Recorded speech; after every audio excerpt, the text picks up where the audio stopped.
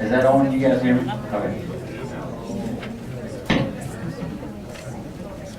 Hopefully I won't blow myself up.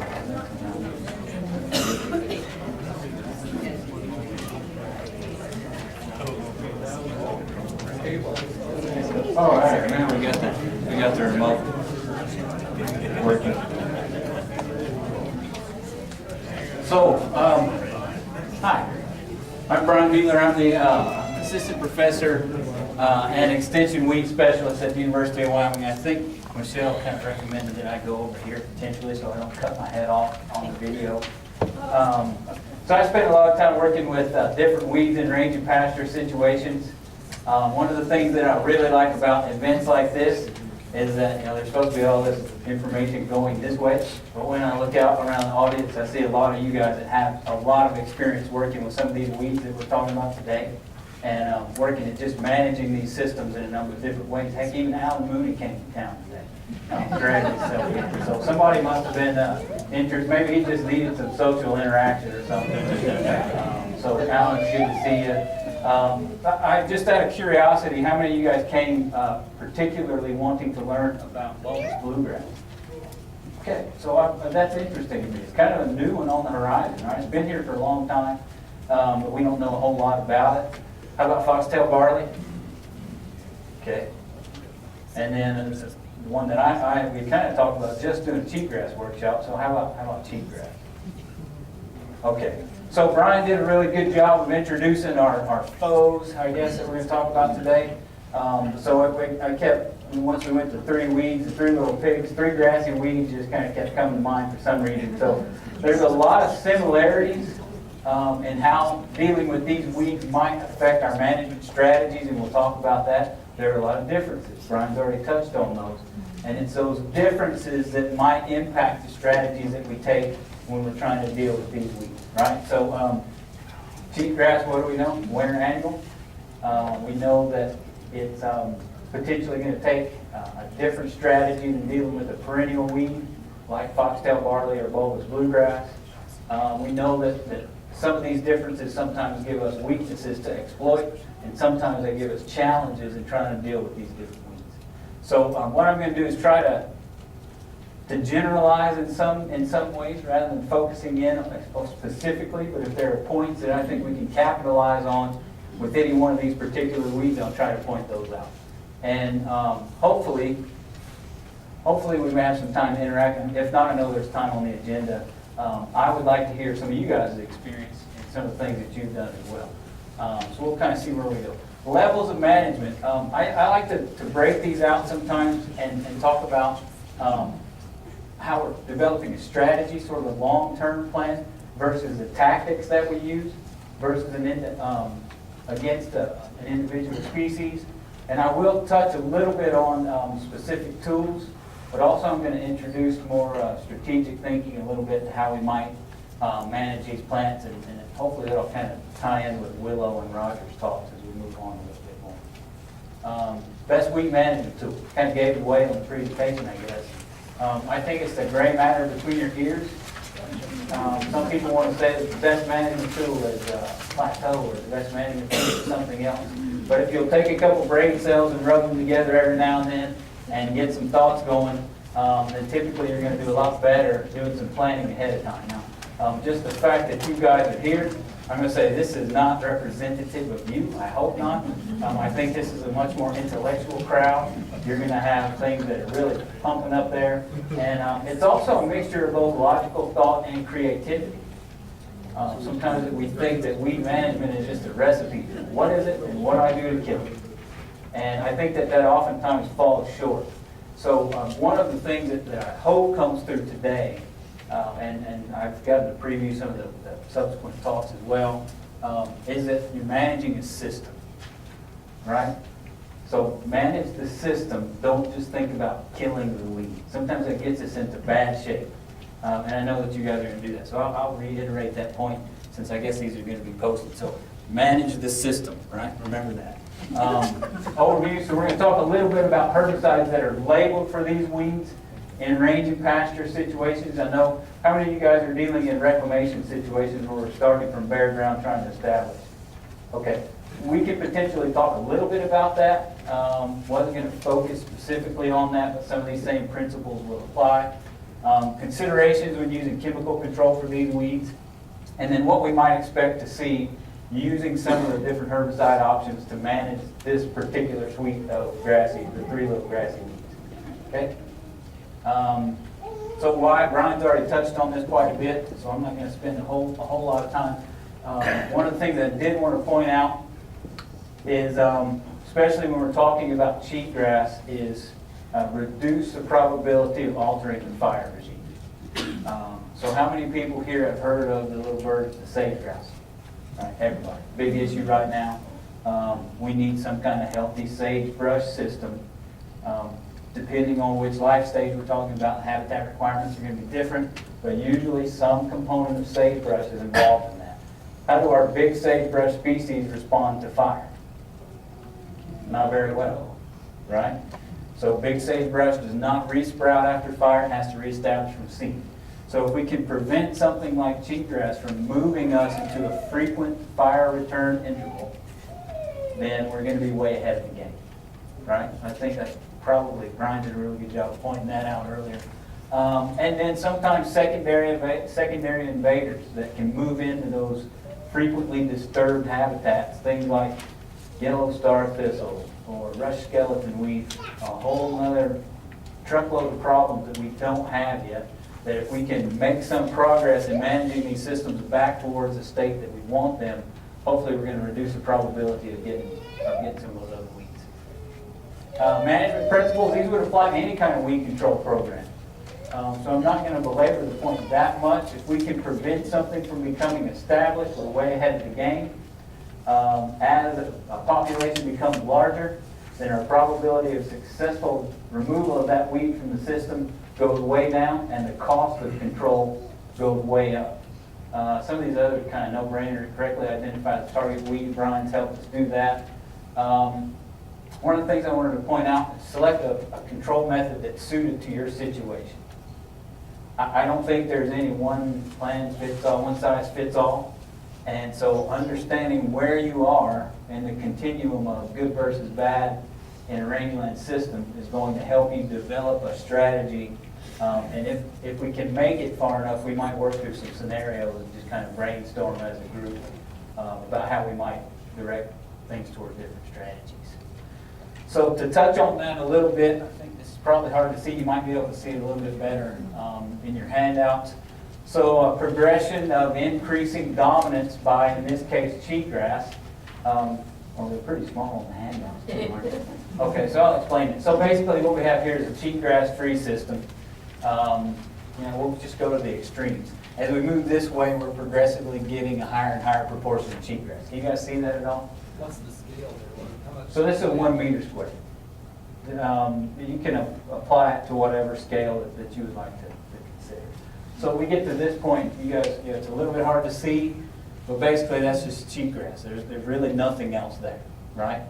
How many of you guys seen places like that? Okay, how many of you want to see places like that? Right? That's not where we want to be. So sometimes the way that we talk about rangeland and plant community dynamics is by using these little cup and ball diagrams. So we know there's a little bit of play in the system. We may have some kind of disturbance that moves through. We might get a weed that comes in, and it'll eventually maybe move out on its own if it stays at low density. So that system can move around in there, and it'll stay basically maybe a sagebrush bunchgrass system, and it's within our management target, right? That's where we want to keep it, is within that system. There's some kind of resilience that's built into that system. If we have a really extreme disturbance event, or if we have long-term mismanagement of grazing, or if we have other kind of issues, or sometimes if we have the introduction of a very competitive weed that spreads and dominates the community, we might cross into another system, right, where the weed is actually driving the dynamics of that system. So in this case, cheatgrass is driving the bus, right? It's no longer sagebrush and bunchgrass. It's cheatgrass is determining how that system functions. And Brian talked about altered ecosystem functions. So unfortunately, what we know is once it gets into that state, it's really hard to get back out of there. So we would say that we've crossed over an ecological threshold. How many of you guys have heard that term before? Okay, so one of the definitions of an ecological threshold is that there's another set of reinforcing processes that change the way it works. Also, what goes along with that is it takes a lot of dollars, a lot of time, a lot of fossil fuel to get back out of that system into a more desirable state. So I'll ask you guys, if we're going to try to have a high cost benefit type ratio, where are we going to try to implement control if we're in this continuum? Somewhere on this side, right?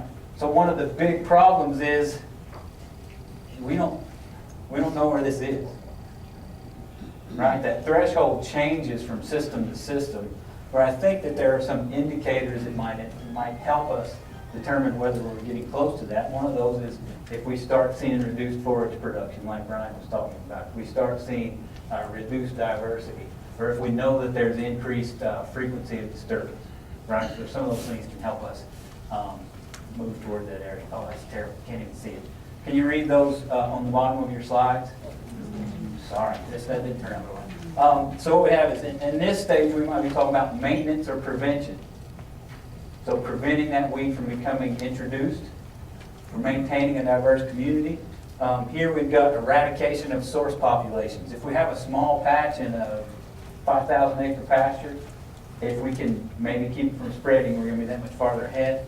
Unfortunately, we get over here, we start talking about long-term management potentially, or we may be into a full-on restoration project, where we have to reintroduce those species, and I think Roger might talk about that a little bit. Might have to reintroduce the species that we actually want to have there, that are going to provide some kind of ecosystem goods or services that are meaningful to us. So at this point, if you think that your system is moving towards a threshold, you might want to apply really aggressive management. Right? This might also indicate that if we have a high-quality sagebrush community or population with a really strong cheatgrass understory, that we might want to try to do something about the cheatgrass before the fire removes that sagebrush from the system. So that's a potential opportunity to have a high leverage impact. That make sense?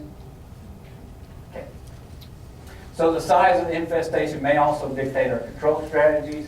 You got a really small patch, potentially with something like foxtail barley, you may not see any immediate impacts to your management goals. So you may monitor it.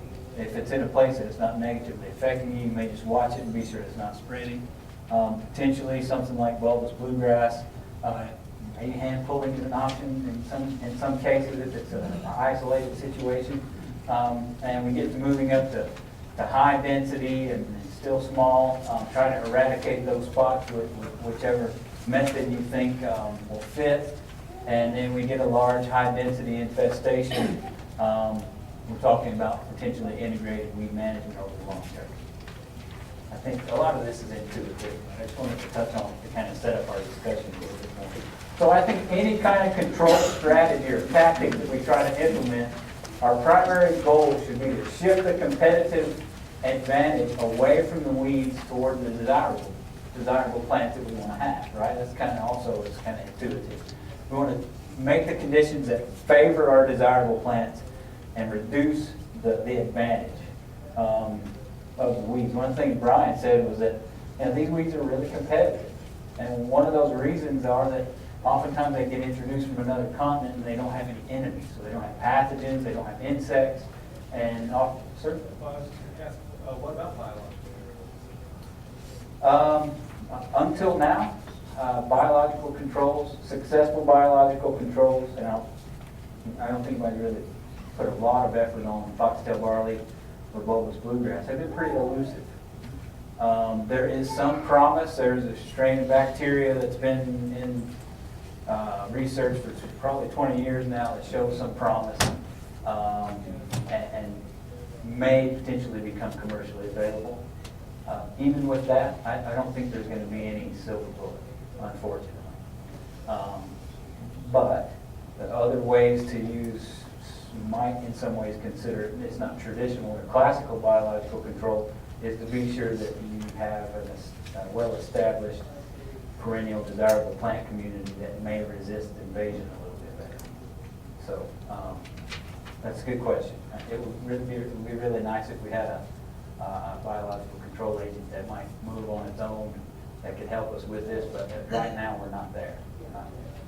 So, but that's definitely one way to shift that competitive advantage. So right now, the prevailing, and I'm kind of emphasizing cheatgrass, I guess, but the prevailing philosophy, and maybe this is changing, is that we should try to control cheatgrass long enough, so for a long enough period that our perennial plants will recover or establish or grow, in hopes that competition from those plants or preemption of resources or space will reduce cheatgrass reinvasion over the long term. Is that kind of the way you guys look at it? Anybody else thinking about it in a different way? Because if you are, I'd like to hear about it. Okay. I think this is where we are. I think this is a good strategy. It's a good mindset. The thing that worries me somewhat is that we may feel that we can manage those systems in such a good way that we will make them resistant to cheatgrass invasion. How much bare ground do we have typically if you go 5 miles outside of town in any of these rangeland systems? How much bare ground is there naturally? There's going to be some, right? There's going to be, depending on where we are, there may be 50% in some of these ecological sites that is potentially not covered with vegetation. Cheatgrass is really good at taking up available resources, right? So unfortunately, I don't know that if the precip and the soil patterns and everything are conducive to cheatgrass growth, I don't know that we'll be able to completely manage for a system that is totally resistant to cheatgrass. So if we have it, if we determine that it's causing a negative impact to our management goals, it may be the reality that we have a long-term cheatgrass management plan that we have to deal with. Okay? It's not good news, I'm sorry, and I don't know that for certain, but unfortunately, knowing the biology of the plant, knowing the way that these systems work, that may be the reality. So I guess I've already let part of the punchline out is that we really don't know how to remove these weeds from the system forever. I think you guys already knew that. But so what we can try to do is focus our efforts in areas where we're going to get some kind of benefit, and also try to reduce those impacts over time. So one of the questions that we get: can I use herbicides to control grassy weeds without killing other grasses? Anyone? So sometimes it's easier to kill a forb in a grass system, right? Because a lot of times our selectivity is based on plant growth. So the short answer is yeah, we can, right? So some photographic evidence here, some research down with Cheryl and the guys in Converse County. All this, it looks kind of brown here. It's purple. This is all cheatgrass.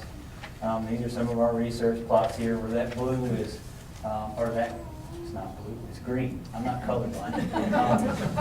It's blue grama is what it is. So the green is predominantly blue grama. And after control, there's a number of different herbicides here. We saw a really nice flush of blue grama. We actually saw almost a 2-fold increase in blue grama production compared to what we saw out here, right? Grass. So it is possible. This is some foxtail barley work here. We see there's good grasses on both sides here. And there's a lot of foxtail barley that's there. So we just have to be sure that we're using the right tools at the right time and the right combination, and hoping that weather cooperates sometimes helps quite a bit as well.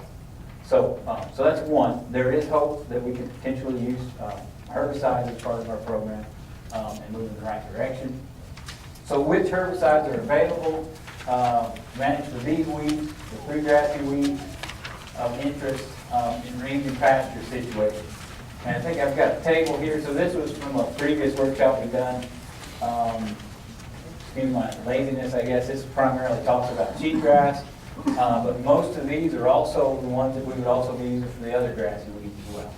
Right? So I'm going to go through these a little bit more in detail. Show some numbers from some research trials, maybe show a couple more pictures, and maybe those of you that have experience using some of these herbicides as well, if you want to talk about some of your experience as we go through, don't be shy to speak up. Does that work? Okay. So you guys, can you read this one on the handout? All right, sorry, they ended up a little smaller than I thought they would. We'll touch on these a little bit more, and there should be information in the subsequent slides that show these. So glyphosate, Roundup, really broadly used herbicide, sold under a bunch of different names.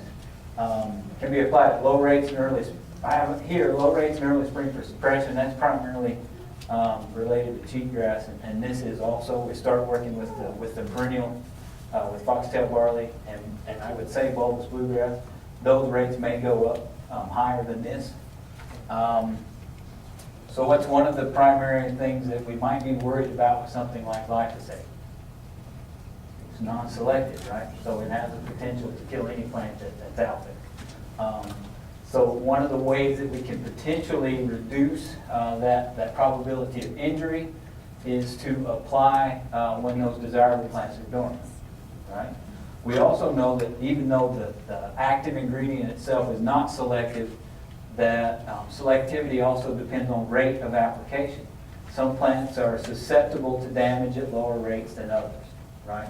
So if we're dealing with an annual like cheatgrass and it's small, this is going to be a repeated theme. If we can apply while our target weeds are small, then our probability of success is probably going to be higher. Then we can actually reduce those rates to where it will impact cheatgrass because it's an annual, right? Our perennials have those, hopefully we have perennials that are there that have an established root system and will be able to grow back through that.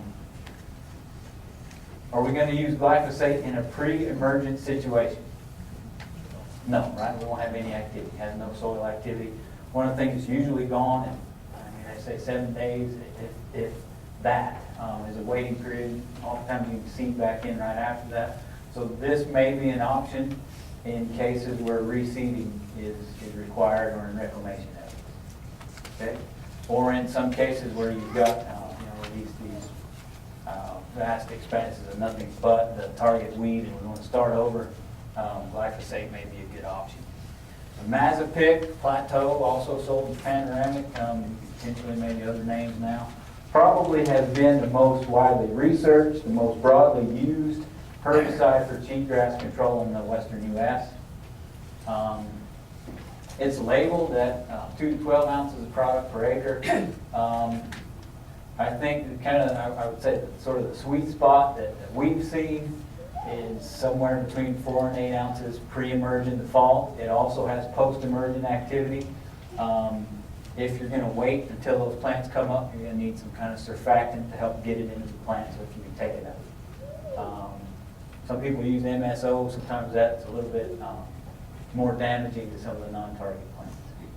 One of the benefits, if you do decide to do pre-emerge, is that if you get that chemical down to the soil surface and we get some moisture, that it's there. It's kind of there waiting for those plants to begin growing whenever they do. So when I say pre-emerge, it's before the cheatgrass plants have emerged either in the fall or in the spring. We can get multiple flushes of cheatgrass emergence in any one year, right? And so it's kind of it's an ambush strategy, right? So we put the herbicide out there, we wait for the cheatgrass or other part of the bulbous bluegrass or whatever it is to come active that year, and it's there, it's waiting. We don't have to be out there at the right time. Does that make sense, sir? That's just a one-time application, or would you have to come back in the spring? Is that going to leach through the soil and you apply again?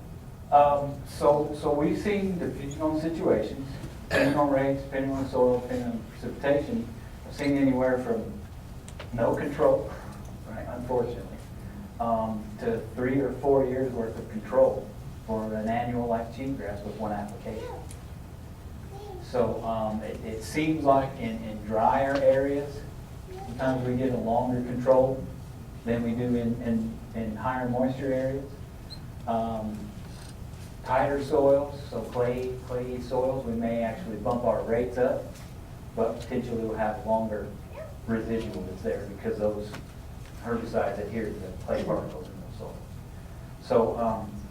So one application, hopefully, we're gonna get 2 years worth of control, 2 seasons worth of control for something like cheatgrass. Where did I have it on here? So, and then to address that for something like foxtail barley. So Randy Violet and Tom Whitson did some work several years ago looking at split applications for foxtail barley with imazapine. And so they, I think so their most successful rate was 4 ounces early spring, right at green up. And then come back a month later and do another 4 ounces on the same location.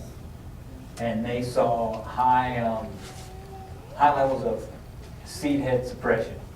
I don't think they actually killed a lot of foxtail barley, right? But they actually suppress those seed heads. And that's usually the biggest problem with foxtail barley, is those seed heads.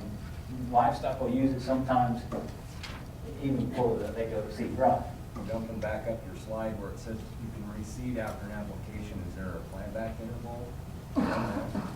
So there are replant intervals on the label, but in working with it and talking to some of the folks from BASF, their claim is you can go back in soon after, like within a few weeks after application. It seems like, I haven't seen any data that supports this, so don't hold this hard and fast.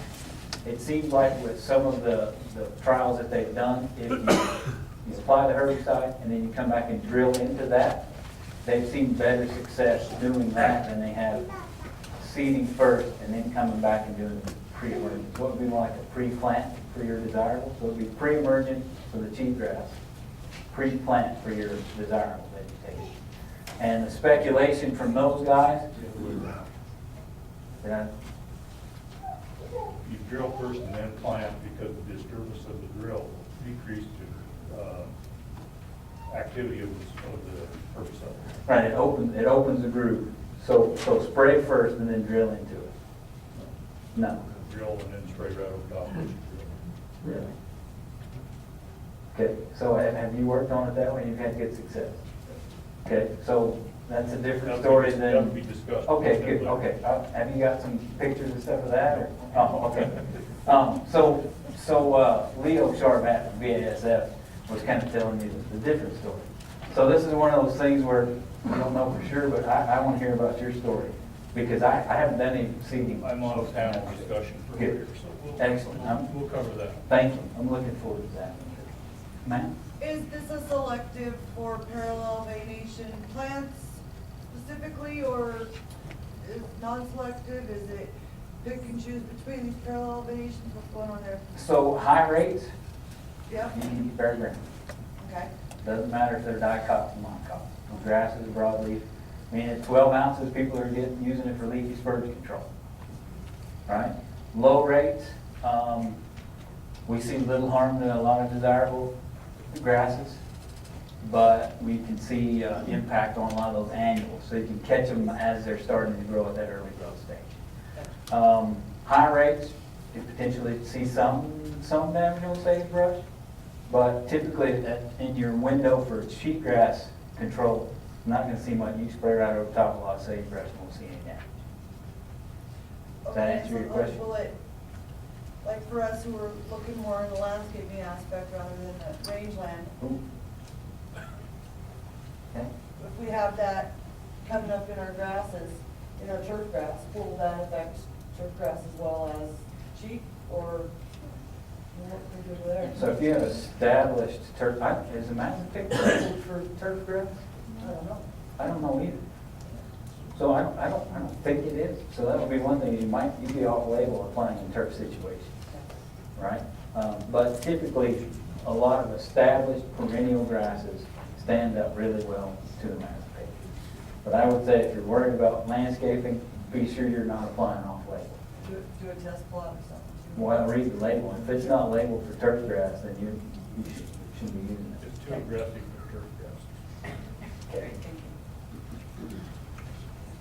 Sir? How long can that cheatgrass seed lay dormant in the Oh, soil? man, that's a good question. Because that makes a big difference on how you're treating. It depends on who you ask. Unfortunately, that's where we are with the literature.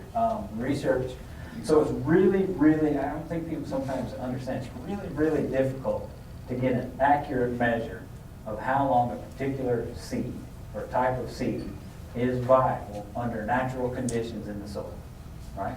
So the status of the debate right now in the literature is that we think that probably 90%, somewhere around 90% of any given year's seed crop germinates and emerges within that calendar year, that fall or the next spring, right? So there's not a lot of carryover.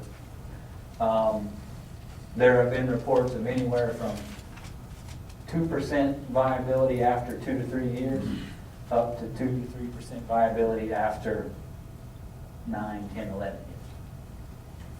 Right? So if we were really conservative, or whatever that would be, I don't know, however you want to say it. If we made the assumption that we had a 10-year window from each seed crop, then that means every time a seed crop is produced successfully and goes into the ground, that we've got a 10-year legacy that we might have to deal with. Does that answer your question? Partially. Partially. Now, is this pre-emergent going to work? Is it gonna kill the seeds unless those things sprout? No, it won't kill the seed. Okay. Right? It has to be a growing plant for it to kill. And that's the thing about cheatgrass. It's a wimpy little junky annual plant. It's easy to kill, right? A cheatgrass plant is really easy to kill, but when it has millions of friends around, it's really difficult. And that's why it causes such impact. And there's no such thing as 100% control, so if you get a 90% control, the 10% cheatgrass infestation is just thousands of seeds, so, I mean, you can go to 99% control and still have a lot of seeds on the ground. So, You're exactly right. it's never ending until you can replace that with something bizarre. And to put some numbers, what's your name, sir? Merv. So to put some numbers on Merv's statement. So in heavy and dense cheatgrass infestations, we've recorded 450 to 500 pounds of cheatgrass seed per acre. Right? We're talking about 18,000 seeds per square meter. So anybody, Roger, what do we target if we're seeding native plants? What's kind of a rule of thumb? Per square foot, something like that. We generally say 25 to 30, but we're really happy if we get 2 plants to grow, so try to figure that out. It's a numbers game, right? I mean, there's millions of seeds out there. And that's one of the things that makes it so difficult. Any more questions on this one? Okay. So this just pictures some of the results we've seen. So this was 6 ounces of plateau applied. This was pre-emerge, October 6th. The same. This is a little unfair. This picture was taken in October, right before application. This was taken a year later. Well, actually, July the next year, right? So everything's brown here. But I think you can probably see all these little, you see those seed heads and everything. So high level of cheatgrass here. Here we're seeing a lot of that recovery of green perennial grass. So we're trying to trade the cheatgrass for the more desirable species. Okay. This is kind of what we're trying to do, and it is possible. So combine the first two we've already talked about and come up with a product that's sort of journey. Maybe marketed something else now as well. So we've got the good post-emergent control from the glyphosate, and then we've got the residual carryover from the imazapyg as well. So how long am I supposed to be done? 11:30. Okay, I just didn't want to go over. I'll just stop. So again, I would say fall is ideal. What do you guys usually see most of your cheatgrass emerge here in the fall? We get fall moisture. What's that? Depends on the year. We have a dry fall, it doesn't sprout. Okay, so this is based. It's actually based on plant growth stage, not necessarily, but typically we see more emergence in the fall, and typically those are the ones that produce more seed the following year. Spring, again, you use some of the same cautions as you would with glyphosate. Be careful about our plants. These prices might be a couple of years old, but it might give you some kind of idea of what you would be looking at. That's pretty high, Brian. That's pretty high? That's pretty high. Okay, this is, like I said, it's probably from a couple of years ago. Do you know what that price point is, Rick? probably $1 an ounce anymore, and most of our work has been at 12 ounces Oh, okay. for Okay. cheatgrass. And Okay. after getting 5 ounces of Roundup, about 5.5 ounces of Roundup and 4 ounces of plateau. Okay. So, I think if this, if this is what's on the label, it probably goes lower than that, doesn't it? Yeah. Okay. So another option, combining maybe the benefits of both different herbicides. Rimsulfuron, and so is Matrix. This actually just, I think, recently, maybe last year, a little bit longer ago than that, had a supplemental label for rangeland restoration project, right? This was originally a crop herbicide, still priced like a crop herbicide, which makes it sometimes cost prohibitive potentially to use in cheatgrass or maybe it's also being used in Bolton's bluegrass project as well. Again, you can get some post-emergence activity. I've seen really good luck more at the pre-emergent stage for cheatgrass, somewhere around 1 to 3 ounces per acre. So we're not putting a lot of active ingredient out there. Longer replant interval on the label than Imazapic, than Plateau. You might have to wait longer to plant back into Matrix. Really, it's highly effective, and it also shows activity on foxtail barley as well. Again, like I said earlier, as we move to those perennial weeds, we're going to be to the higher end of that rate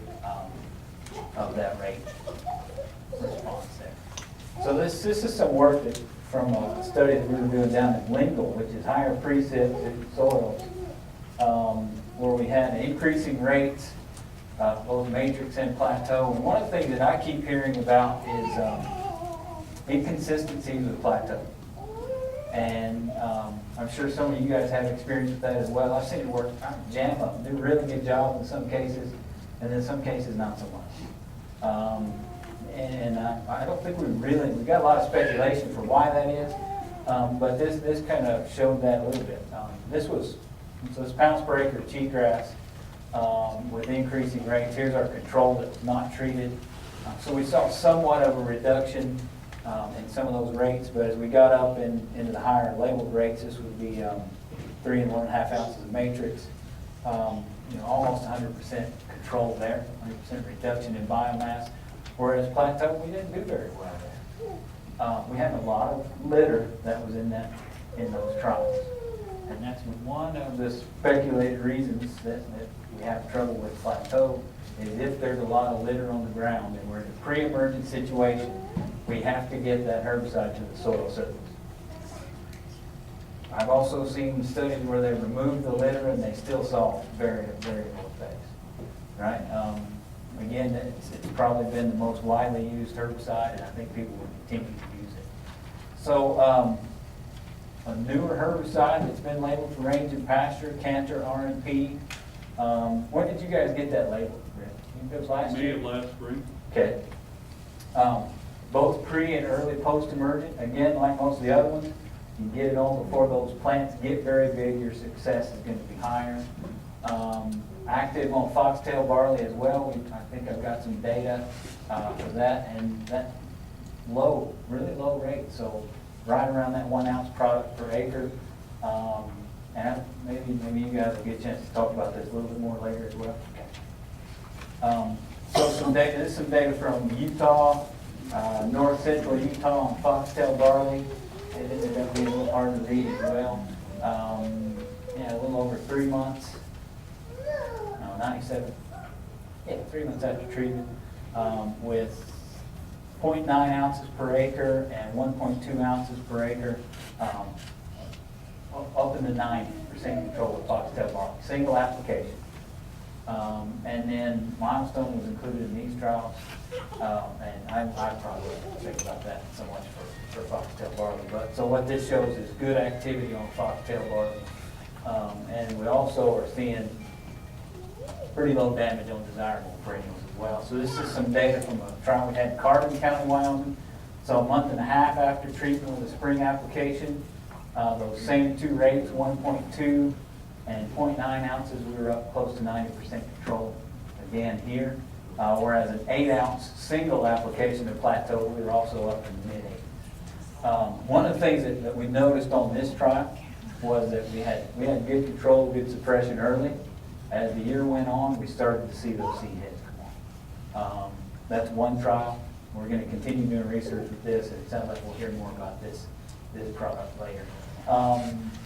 Some data on downy brome with cheatgrass control out of Nebraska and Colorado. I'd say Colorado is probably a little more similar to our climates here. So at that higher rate, they didn't see quite as good of control with this. So these were fall treatments. Here they were up in the 80s with spring treatments versus Mazapic, which was down only 63% of control on spring applications, and they saw pretty good high control here. Whereas in a little bit wetter situation in Mitchell, Nebraska, pretty good control across the board, I would say. So, trying to think if I've got more on here. I'm about to run out of time. Landmark is another herbicide. This is actually the only one on the list that specifically says bulbous bluegrass on the label. Right? There's just not been a lot of work done with bulbous bluegrass. I don't know, people just don't worry about it or not. We're going to try to do some work with it over the next few years and see if we can come up with some recommendations. I would say that the success profile for a lot of these herbicides that we've talked about, cheatgrass, and I would say also for bulbous bluegrass, I would expect to be somewhat similar. We should be able to expect to be in that 80 to 90% control for a couple of years if we're going to use these herbicides. So price is going to play an issue.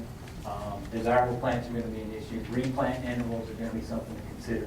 So that's where it comes back to using those brain cells and putting them together when you're making your decision. So if I remove these weeds, we'll have more good grasses. Again, it depends. Depends on where you are on that system. If there are no desirable grasses that are still in there, and it's just a cheatgrass monoculture, if you want to have good grasses back, you got to put them back. Try to avoid that situation if you can. It's going to be hard. Yeah, if not, you may have to seed those desirable species. So again, a different picture here, same pattern as before. So that I went back and found all the data that I could from different, this is primarily cheatgrass studies that have been done in Wyoming since back through Tom Whitson and even before when he was here. In some cases, some work that Alex Ogg did up in the Bighorn Basin with Mazapic and also early spring glyphosate, they saw a 5-fold increase in perennial grasses after removing cheatgrass from the system. Right? I don't think you can expect that all the time, but a lot of cases were somewhere around a doubling of perennial grass production. Right? The sad thing about some of those earlier studies, I went back and looked at them again this summer. 100% control for the 2 years that they collected data. A lot of perennial grasses. Go look at them now. It's almost all cheatgrass. One treatment and walk away. It's not going to be an option. Cheatgrass is there for some reason, and I think sometimes we become, we're kind of like crack addicts with herbicides sometimes, right? Is you get this immediate gratification. Yeah, I killed some weeds and I see this flush. But is there a way, and hopefully these guys, Roger and Willard, will talk about this a little bit more, is there a way that we can find a more fundamental solution to reduce the risk of those weeds and reduce the impact rather than just a quick fix all the time? And I think that's where our mentality needs to be. We're in an immediate gratification society with MTV and Twitter and all these things. And so if you see results, you like it, right? But we need to figure out why that system is changing and try to address that. Wow. All right, so I'm going to stop there. You guys have the slides. I was going to talk a little bit about predicting recovery potential, but I don't want to cut into someone else's time. Sorry if it took me a little longer than I thought. Five more? Really? Okay, all right, so I'm going to go really fast. So one of the things that we see, especially with something like cheatgrass, is you drive by and it's cheatgrass monoculture, right? 70 mile an hour, 80 mile an hour botany tells me that it's a cheatgrass monoculture. There's nothing else in it. But if you go out and look, so if we're doing that, we're looking at canopy cover, right? Just what we see from above. a lot of times there are suppressed perennial grasses that are down at the soil surface, and we don't think they're there, right? So if canopy cover is all we go by, we might assume a site has low recovery potential, whereas if there are suppressed grasses or forbs or maybe even little tiny shrubs that are in there, if we can release those from competition, then we're actually gonna see those pictures where it goes from purple to green, right? That's kind of intuitive, but it's easier to just look down and say, oh, it's all cheatgrass, than it is actually dig down in there and see what's there. So that's something to consider. Actually, look a little bit, put some effort into it, and instead of just, again, just sort of the drive-by botany thing. So what factors might affect my success? One of the things that I mentioned earlier, and I think this will probably come out, especially in our panel discussion, soil type and precipitation for the area are really going to dictate success in some of these. It's just like anything else. I mean, those are big drivers for the systems. And in particular, with the case of something like cheatgrass, is getting the herbicide to the soil surface, right? So if we can get it on the soil surface where it can stay there, it can come into contact with those plants as they begin growing, we're going to do pretty well. Post-emergent applications, we want to be sure that we can get those herbicides into the plant itself to where they can be active, right? It's got to have sufficient quantity of the active ingredient reach the site where it's active to where it can kill that plant. Now, what might impact that?